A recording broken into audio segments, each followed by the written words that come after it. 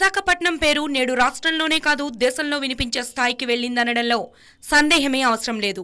పర్యాటకంగా శరవేగంగా అభివృద్ధి చెందుతున్న నగరం రాష్ట్ర ఆర్థిక రాజధానిగా గుర్తింపు కోసం ప్రభుత్వం పడుతున్న హైరానా మాట ఎలా ఉన్నా నేడు అధికారులు, పోలీసులు రాజకీయ రంగంలో సమిధలుగా అవుతున్న వార్తలు వినిపిస్తున్నాయి. నిన్న మొన్న భాగస్వామ్య సదస్సు పేరుతో సాగర్ తీరంలో పర్యాటకులకు అనుమతి ఇవ్వలేదు. దీనికి కారణాలు మాత్రం భద్రత అంటూ చెప్పుకుంటున్నారు జిల్లా యంత్రాంగం, పోలీసులు.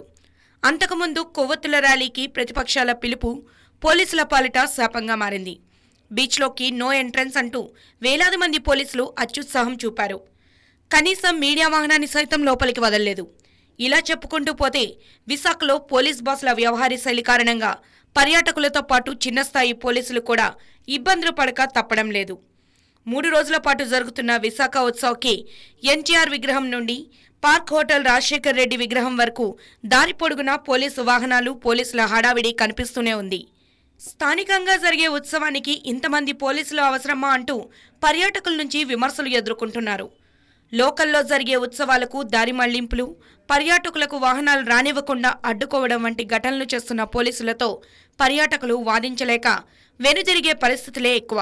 ఏది ఏమైనా ఒకే విధంగా పోలీసులు విధులు నిర్వహించడం కొంతమేర కత్తిమీర సాములా అనిపిస్తోందంటూ విశాఖ ప్రజలు అభిప్రాయపడుతున్నారు.